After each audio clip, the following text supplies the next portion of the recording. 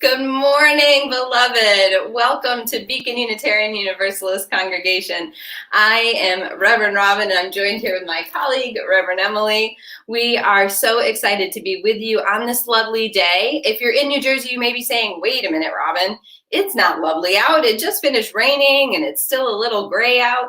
But it's lovely because we're here together. It's lovely because we started with that incredible music, which you told me there's a little trivia. Question. Yeah, so I was actually at a trivia game online, and one of the questions was, how many times does Bill Withers sing the word lovely? And you think it's something like 7, right? But it's like 27. Wow. I know crazy. Someone is Googling that right now. Right. But before you go ahead and Google that and put that in the chat and let everyone know the exact number, do introduce yourselves and let us know where you're calling from. And if you are finding the light in this gathering as we are together, a beacon, we invite you to share it out, maybe with a Facebook post or a tweet. Maybe you want to post something on Instagram, or even email a friend that you haven't reached out to in a while with a link to our service and say, hey, come and join me. Let's make today a lovely day. Yeah, absolutely. We've got a few exciting things coming up that I want to share some information with you about. One is still emerging, which is that we, along with Unitarian Universalists all across the country, are joining the Poor People's Campaign in order to rise up for voting rights. There will be a gathering in Washington, D.C. on August 2nd. In fact, in the season of nonviolent civil disobedience, there have been gatherings already. There was a women's-led march where I think over 75 women engaged in nonviolent direct action. So I will be headed to D.C. along with some others on August 2nd. Invite you to sign up on the petitions, get involved with the campaign, www.poorpeoplescampaign.org. We're going to provide that link in the chat as well. Today is also the launch and orientation of Lifespan for a brand new year. The children will be here at Beacon at 11:15 making mango lassies. I know, I'm so jealous. I am a little jealous. Adults don't get the mango lassies. Yeah, their adults will be in the sweetness, shall we say, of an orientation. So if you have children that you are enrolling in our program, we encourage you to come physically to Fort Waldron today at 11:15. And then next Sunday, oh my gosh, so excited! Next Sunday, we are launching our multi-platform Sundays, which means an in-person service at 10 a.m. as well as the online worship. Now, we are encouraging those of you who are coming in person, please do get here a little early. You may want to be here even up to about 20 minutes early.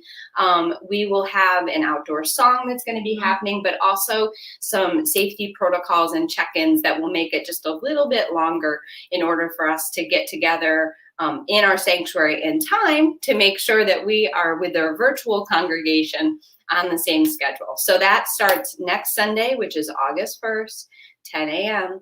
And if you're coming in person, get here a little bit early, which means, and bring your mask. And bring your mask. Definitely bring your mask. We will have some extras. So if you're like 5 minutes away and you panic because you forgot your mask, hypothetically speaking, maybe some of us do that on the regular, we will have masks here for you too. So no worries, but please, if you can bring your own mask, that would be great. Which means this is one of our last virtual welcomes in this way, where we're only virtual. Now, I'm not going to do it, but I have resisted 17 months of wanting to do the elevator, but I'm not going to do it. I'm not going to do it. Because I told her, how could I move into the call to worship in this time of seriousness if I'm cracking up because she's doing the elevator or escalator? But someday the escalator is going to come. Yeah. We're just going to go out on the escalator, but not today. Not today. Because we need to begin worship. So let us join together. Friends, beloved, we are called to worship this morning with the words of the Reverend Viola Abbott in Virginia Beach, a place that I drove by on my way to vacation this summer. These words are adapted for our final gathering this summer in partnership with Unitarian Universalist congregations across New Jersey. Let us join together in worship. We are Unitarian Universalists. When we lift up our principles, some of us think of them as a form of theology, but they are more important to our collective. They are than that. They do not tell us what we should believe. They tell us how we should be. They tell us how we should act in the larger world and with each other. We are brought here today by the fact that we, as Unitarian Universalists and emerging Unitarian Universalists, have often fallen short of who we are called to be. But we are also brought here today by the truth that both we as individual Unitarian Universalists and as a collective faith movement have shifted course to move toward a place of wholeness, a place that perhaps never existed for us as a denomination. It has been a long and sometimes unforgiving road to today. Amen, beloved? Amen. But we are here today because we are mindful of that past, because we have hope for the future. Do you have hope for the future? Every morning I have to wake up and say, yes, I have hope for the future. We want the practice of this faith to be a fulfilling manifestation of our promises. And so today we seek to show up with intention, to open our hearts, to seek new ways of being and understanding. Beloved, come, let us worship together.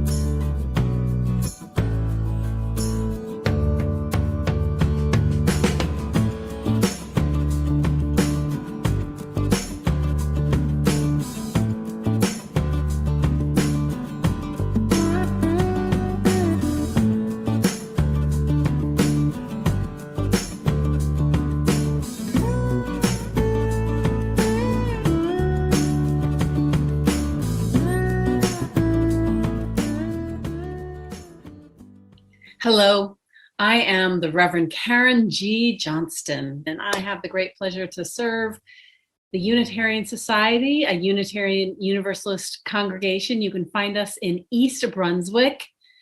My pronouns are she and her. And this summer we join together in the spirit of renewal. May we all feel a deep and abiding connection to our interdependent nature and to that web of existence of which we are a part. Hi, I'm the Reverend Anne Marie Alderman. She, her, hers. I serve the congregation that used to be in Plainfield, now in Fanwood, First Unitarian of New Jersey, and the Unitarian Universalist Congregation of Somerset Hills, located in Somerville. This summer we join together in the spirit of renewal. May we actually come together as congregations in New Jersey, reaching out to each other. Hi, I'm Reverend Allison Miller, she, her, hers, and I serve the Morristown Unitarian Universalist Fellowship. This summer, we join together in the spirit of renewal.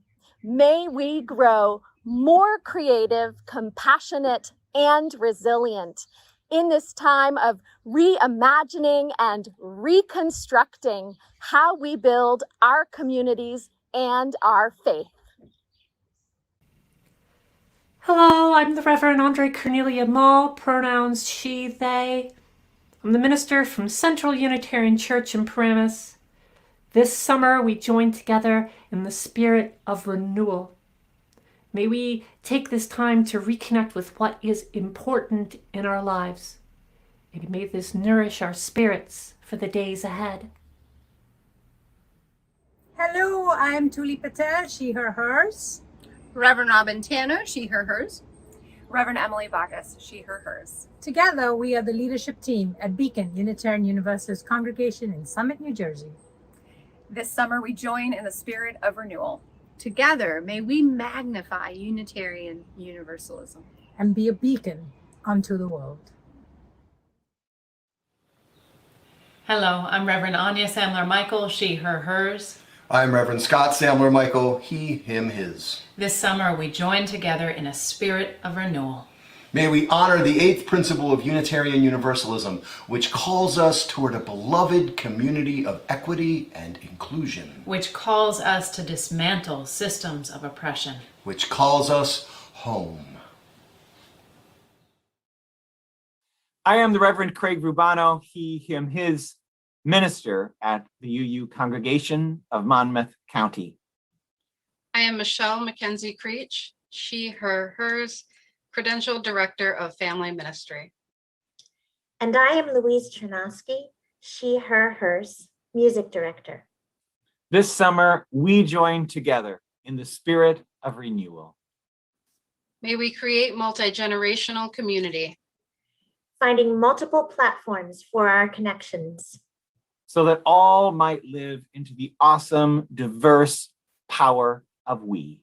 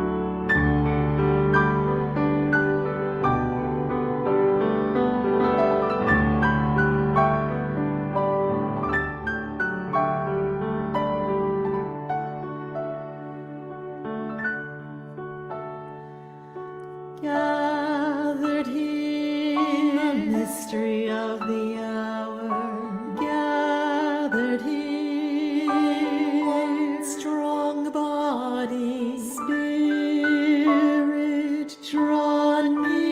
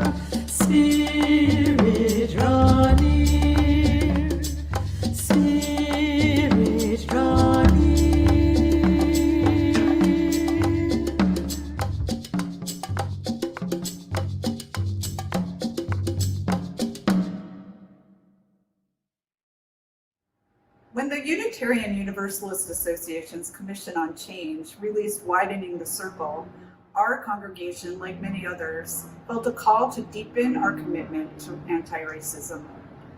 We revisited our covenant, we adopted the 8th principle, we began a nonprofit to decolonize wealth.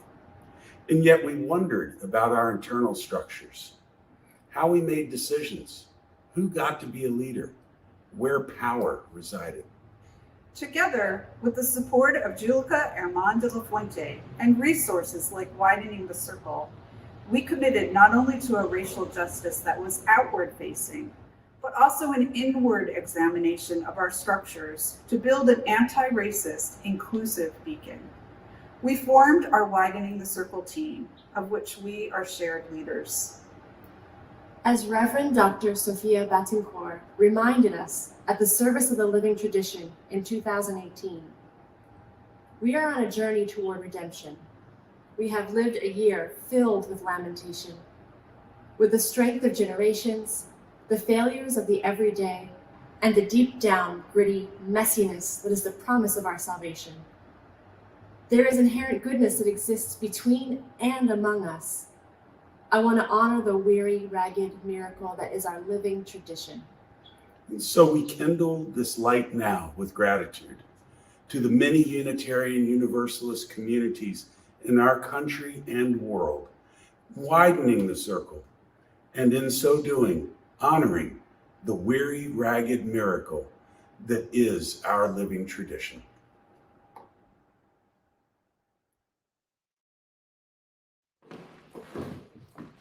Hi, I'm Tuli. Hi, I'm Jermaine. Today we'd like to talk to you about why and how we do the things we do. Like we have so many choices, but we sometimes do something even if it wasn't our top choice. Jermaine, has that ever happened to you? Like having to dance when my favorite song comes on? Like that? A little bit, but more having to do with other people. Like, why do we show up to a birthday party or a backyard barbecue, even though we might not have wanted to? And I also mean, have you seen or heard something unfair or unkind being done? Yes, absolutely. I actually found out about these unfair things because I showed up and I listened. And then when I discovered what wasn't right, I had to speak up. If I'd stayed at home, I'd never known about some unkind or unfair things that were happening around me. It's what we do as Unitarian Universalists, right? Our second principle calls us to justice, equity, and compassion in human relations. If we didn't show up, we would know what those things were. So we show up because we never know when we might be needed or who might need us. That's right. I show up like the Freedom Riders did in 1961. I've heard about them. John Lewis was one of them back in his college days, Yes, right, Jermaine? He was. Tell us more about the Freedom Riders. The Freedom Riders were civil rights activists, students, and other young people who participated in bus trips through the southern part of the United States to prove that the 1960 Supreme Court decision, which said Black and brown people had to use different seats on buses, bathrooms, and dining facilities while they were traveling, was against the Constitution. Some of them might have even been scared of what might happen, but they showed up for one another anyway, because they needed each other. One time, the Greyhound bus they were on was even bombed, and the riders were attacked and beaten. But the world began to pay attention, and in the fall of 1961, under pressure from President John F. Kennedy, the Interstate Commerce Commission said all people could use any bathroom, eating facility, or sit wherever they wanted while traveling on and waiting for buses, trains, and other forms of public transportation. The Freedom Riders had won.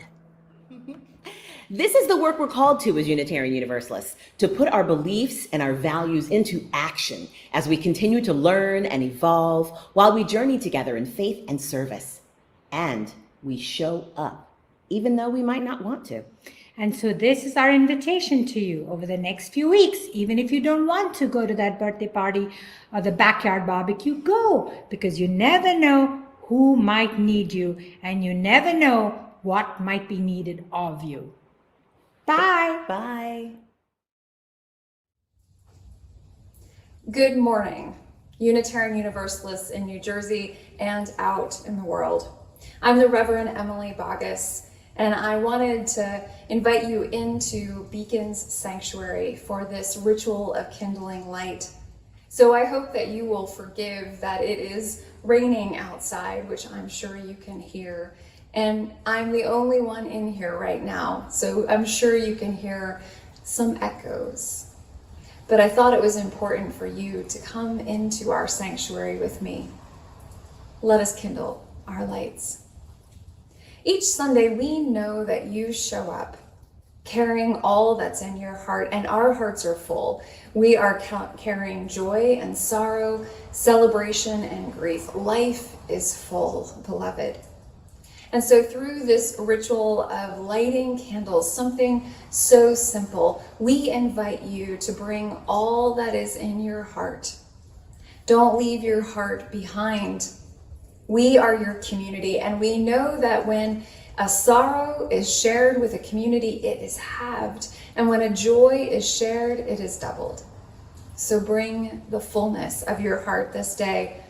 Maybe you are lighting a candle to celebrate your first real vacation in 16 months.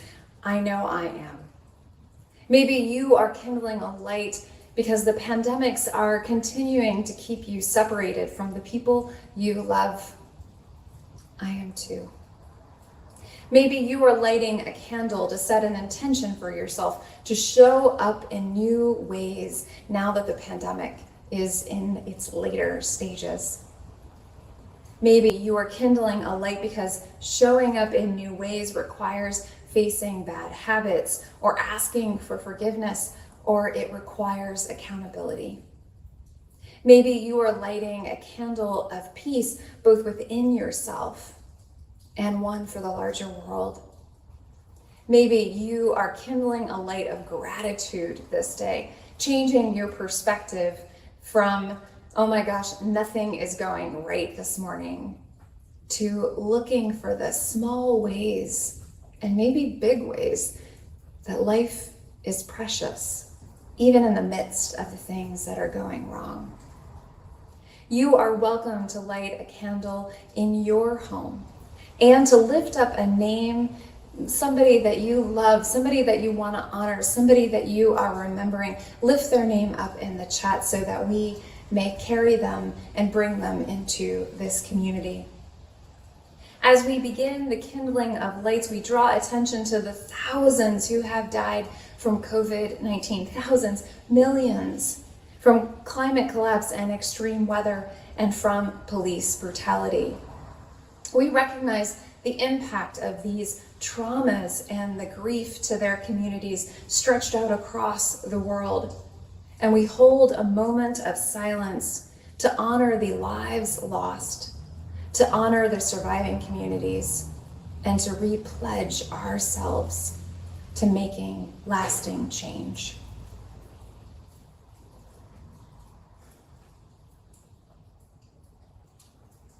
May this ritual of kindling light, something so simple, may it offer us solidarity with one another.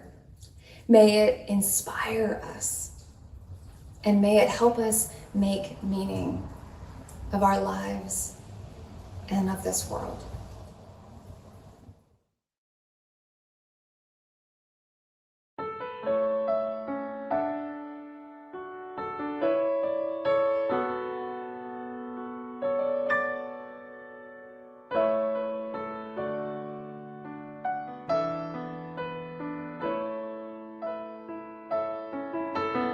I will remember you. Will you remember me? Don't let your life pass you by. Weep not for the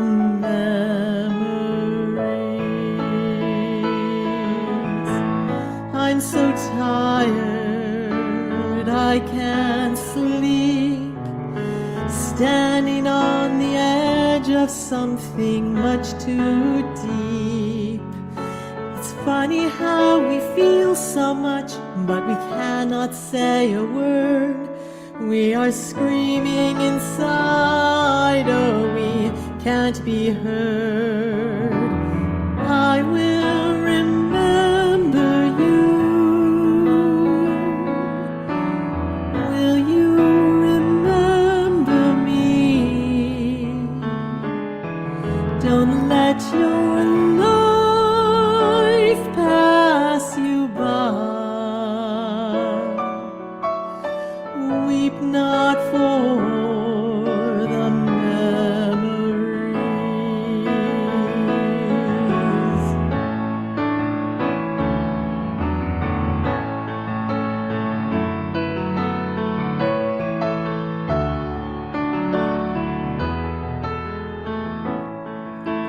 So afraid to love you, more afraid to lose.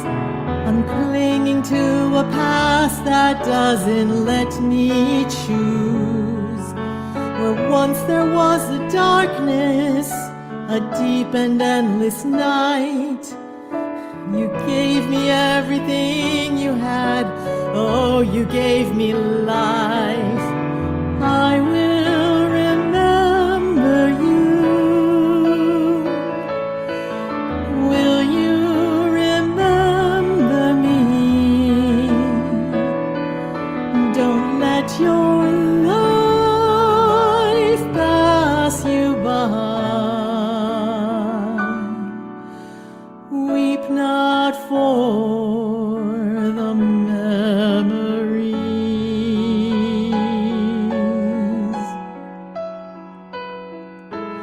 Weep not for the memories.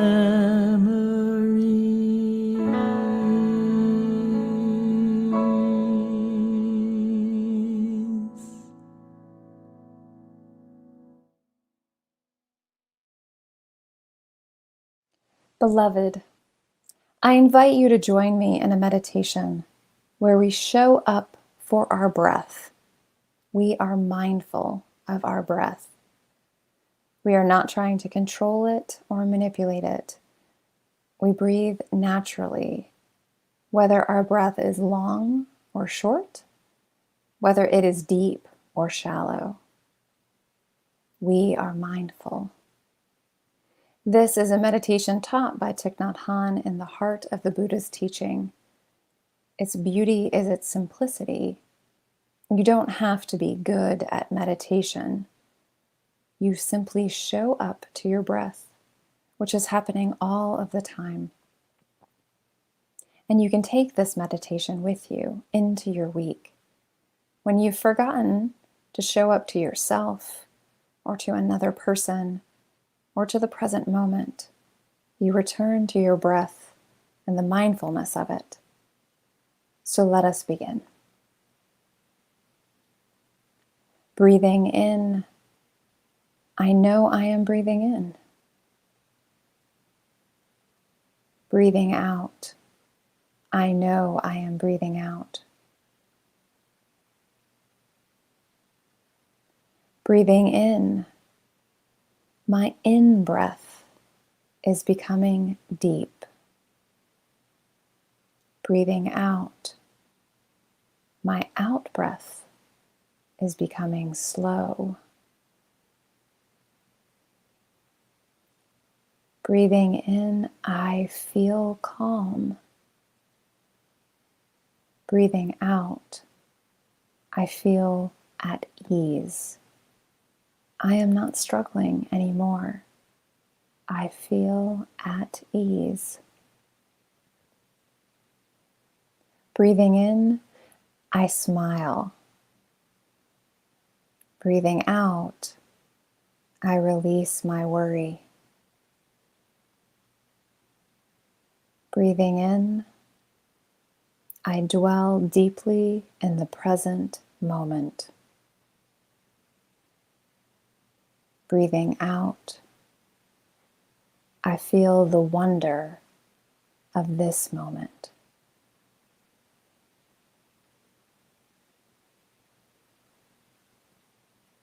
In and out. deep and slow, calm and ease, smile and release, present moment, wonderful moment. This is our meditation, showing up for our breath in the minutes and hours and days of our lives. Amen. Good morning. My name is Mia Morse, and I'm a member at Summit Beacon. I'd like to talk to you this morning about connections and the power of connections and why you should give this morning as you are able. Blessed by Our Connections by Reverend Susan Carlson. We leave blessed by our connections to one another to the spirit of life. Walk lightly that you see the life that is below your feet. Spread your arms as if you had wings and you could dance through the air. Feel the joy of the breath in your lungs and the fire in your heart. Live to love and be a blessing on this earth. Beacon is my home, but I will be weaving the names of our 21 incredible congregations into this talk this morning.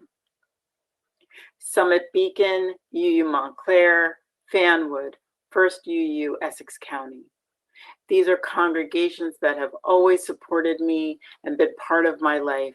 Thank you to the board at Beacon for sending me to my first General Assembly in Salt Lake City, and it's been a wild ride since then. I've been very involved in the Metro District as the president, the region, the UUA, and Black Lives UU. Most recently, I am serving on the Religious Educational Credentialing Committee, affectionately known as RECC, where I've met so many DREs and lifespan faith development professionals that are entrusted with our children and our lifespan in faith. It's been quite an honor to serve, and I am so forever grateful to UU Princeton, Morristown, UU Congregation of the Palisades, Ted Fetters at Princeton, and he's the one who made the ask, would you please serve on the Metro Board? And I said yes, the power of connections. Unitarian, East Brunswick, Tuss, Washington Crossing, UU Cherry Hill, Central Unitarian in Paramus, UU Ocean County. Incredible congregations, leaders, congregants, ministers, all people that have served on the UU Faith Action Board, been involved in my life, and I am forever grateful. Skylands UU, UU Monmouth County, in Lincroft, Somerset Hills, UU Hunterdon County, UU Sussex County, Dorothea Dix UU, and Lakeland UU. Please visit virtually and in person to experience the power of connections. That's what I plan to do when we finally emerge from all of this. So I urge you this morning to give as you are able. It's so important to support our faith and what can be and what will be to help others. Thank you.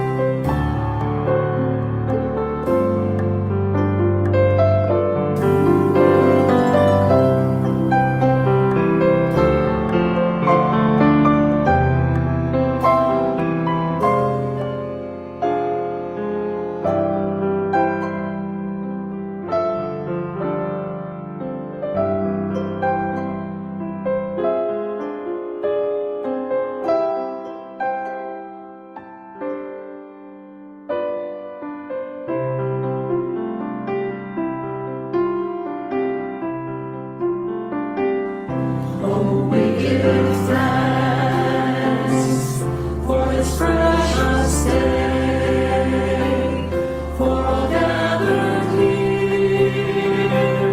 and those far away, for this time we share with love and care. Oh, we give thanks for this precious day. Oh, we give thanks for this precious day. For all gathered here and far away, for this time we share with love and care. Oh, we give thanks for this precious day.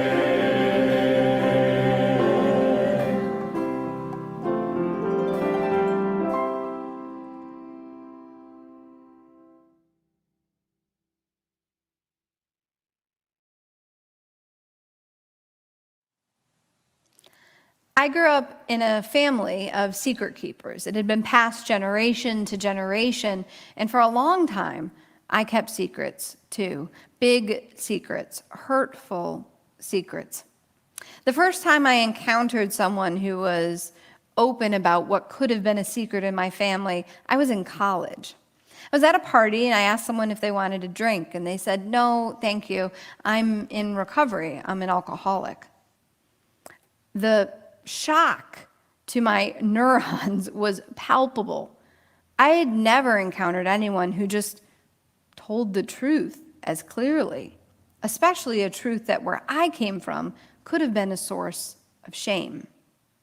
Over the years, I encountered more and more folks who had this sense of truth-telling and ability to be liberated from their secrets. If I'm honest, though, still all these years later, whenever I talk about my experiences as a childhood abuse survivor, I have a visceral reaction that makes me want to be silent, to flee, to disappear. Our culture gives remarkable power to shame and places an incredibly unhealthy emphasis on perfectionism, with few models of what it means to recovenant, to come back into relationship after harm has been done, a wrong committed, or a break in relationship. I know personally that shame can keep us from showing up in our own lives and in the lives of those we care about most. Unchallenged shame can shape generations and communities. It can lead us to question our own power or never even know it. I know this as an organizer as well.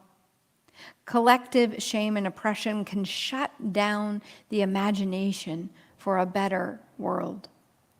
For the last few weeks, maybe you've heard that people are gathering in states across the country and in Washington, D.C. to rise up for voting rights, for the people's voice in their own government, and for the People Act.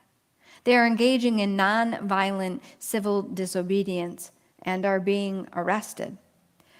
When I was first an organizer, we had a practice in movement spaces that continues to this day in many circles, that after someone was arrested for nonviolent civil disobedience and we were waiting for them to be released from the jail, as they were released, we would shout out, "Thank you, we love you, we need you." Coming from jail, the carceral mindset needs immediate challenge, you see, because the bars are a small physical manifestation in truth of a far more insidious system. Thank you, we say. We love you. We need you. I recently had a good friend, Jay, who shared with me that he's been struggling for nearly a decade with a drug addiction. We were texting late one night because children and jobs, and that's how we catch up in our friendship. When he shared with me this struggle, he was about to have some tests, and he was particularly worried about whether he had done some permanent damage to his body and whether he had hurt his family, his ability to be a parent. I didn't say much in response to Jay's text, except asking about test results and quickly diverting to a conversation about the kids. But over the next few weeks, I kept trying to call him, to reach him, left voicemails, sent text messages, but I couldn't get a response. At last, he called me and said he was feeling better. And then he said, "You know, I wasn't really ready to tell you." Instantly, I thought of all the times when I've had to tell a hard truth, when I've had to open a secret, how I felt, how ashamed, and how I questioned myself for days after saying it. "Jay," I said, "if you waited until you were ready to tell me, you might never have told me. I'm glad that you did. And I want you to know it's okay to not be okay with me. And I hope it's okay when I'm at my worst, I can still reach out to you." I hung up the phone and I thought, gosh, I wish I had told him the moment he told me that I was glad he told me. Even now, all these years later, I have to remind myself that it is good and right to tell secrets, to tell them out, to release yourself. It is vital to eradicate the shame, because on the other side, I know, is life. This truth is taught again and again in the world's religions. From the Buddha, who instructs the woman who is grief-stricken at the death of her son to go and find a mustard seed from the house that has not been touched by grief, instructing her to expose her pain, to tell her story to the community. It is found in the story of the woman with a bleeding condition who dares to reach out as an unclean woman in the culture and grab the hem of Jesus' garment, and who is rewarded for her courage and healed. We are told that when we show up as we are, most especially when it is in the fullness of our humanity, when we are less than perfect, that it is then that we find healing and we begin to build beloved community. My daughter started soccer recently, and about halfway through the season discovered it really wasn't for her. There wasn't anything particular. She was actually good at it. She just didn't like it, and so she didn't want to go to the last few games. But I sat her down and explained to her, look, if you stop showing up for the end of this season, it might mean that your team isn't able to play a game because they won't have enough players. You can quit as soon as the season's ended, but you've got to finish the season. Deal, she said. Until we got to the last game of the season. And that's when she had our babysitter, Emily, who took her to most of the games because they were on Sunday afternoons, call her other mom and convince her to let her not go to that last game. I didn't find this out until I was already en route to the game to see the last bit of her final game. And when I found out, I called Emily, told her to get Ella dressed in all of her soccer gear and to meet me at the field. Well, as you can imagine, Ella was livid when she met me at the field. Even angrier when I told her that the time had been changed for the game, and so there was only 5 minutes left. Ella, I said, you have to explain to your team what happened. It matters that you show up because you promised, and because there's not really a good reason why you can't be here today. Hot tears started to run down her face as she walked across the field to meet her coach. And then something that neither of us could have predicted happened. "Hey, Ella," said Coach Matt. "Are you okay? We were worried about you. We're so glad to see you."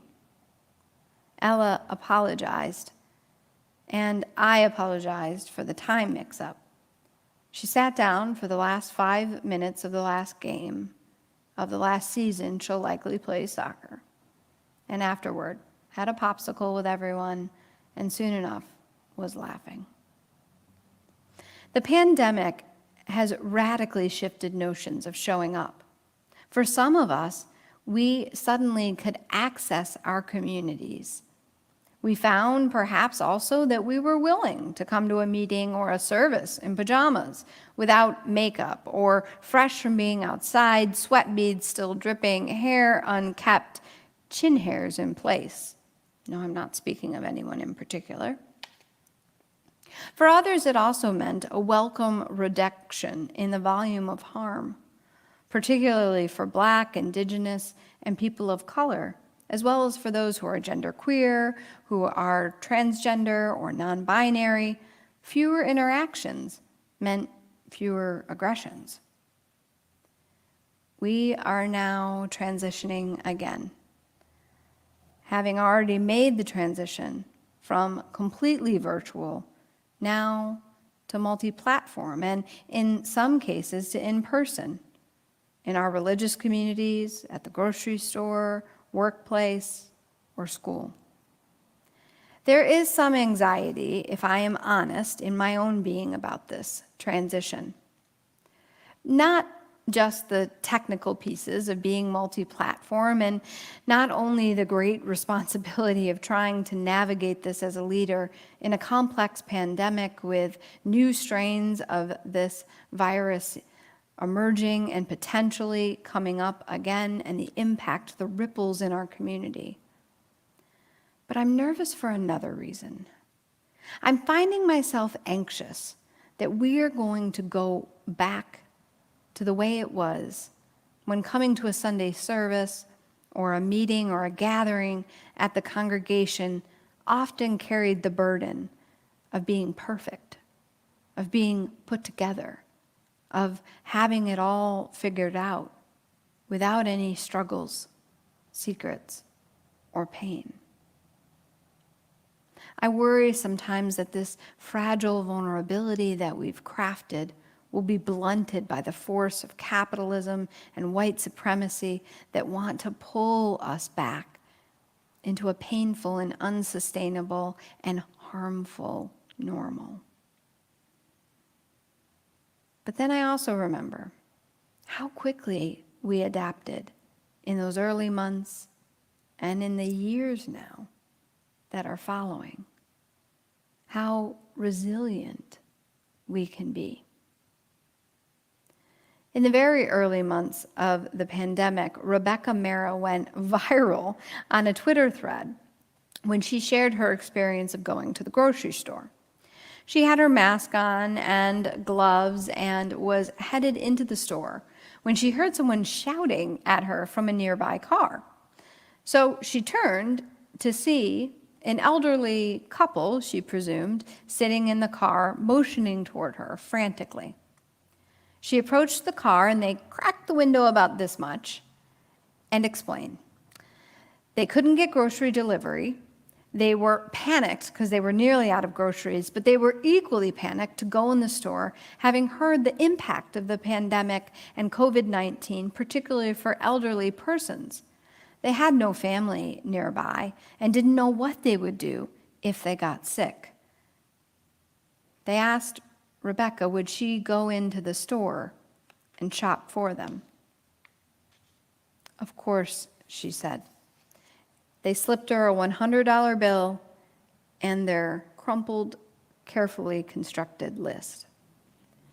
When she returned with their food, they explained that they'd been waiting in that parking lot for 45 minutes before asking for help.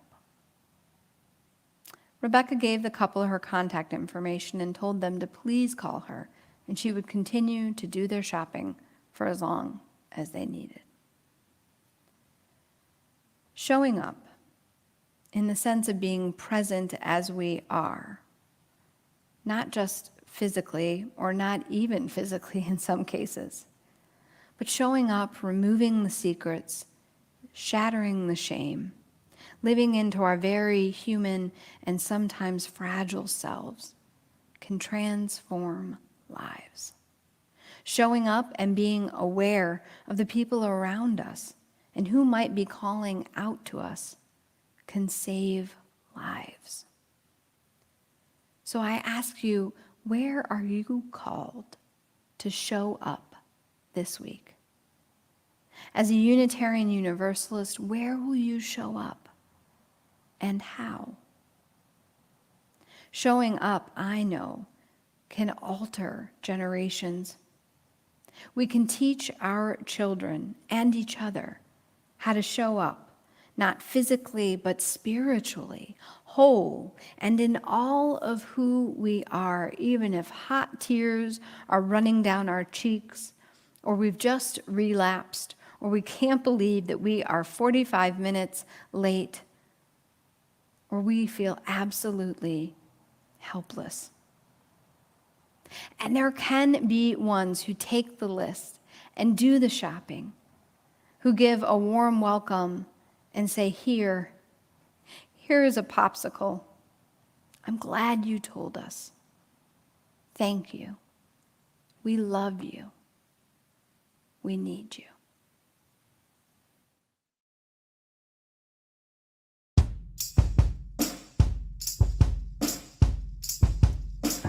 I want to be ready. I want to be ready. I want to be ready when joy comes back to me. I've been downhearted. Yes, I've been downhearted.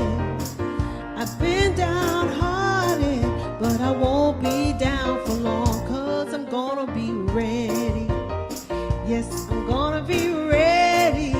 I wanna be ready when joy comes back to me. I've been too long crying. I've been too long crying. I've been too long crying, Lord. I ain't gonna cry no more. Yes, I wanna be ready. I wanna be ready.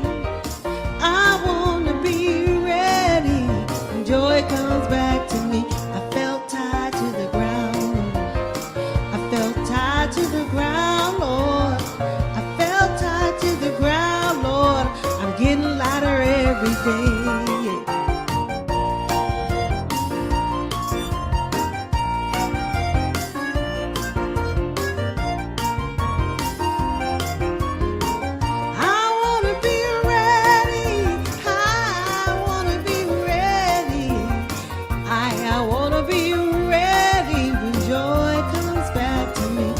Surrounded by midnight.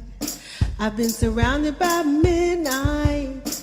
I've been surrounded by midnight, but the sun's gonna warm my face. I wanna be ready. I wanna be ready. I wanna be ready when joy comes back to me.